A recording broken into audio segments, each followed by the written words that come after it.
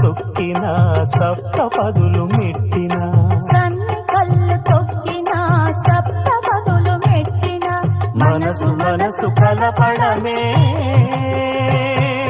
మంత్రం పరమార్థం.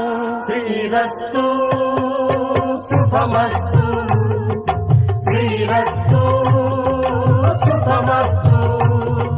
శ్రీకారం చుట్టుకుంది పెళ్లి పుస్తకం, ఇక ఆకారం దాచుతుంది